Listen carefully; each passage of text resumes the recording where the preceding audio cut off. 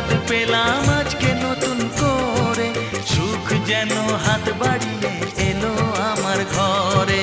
স্বপ্ন আমার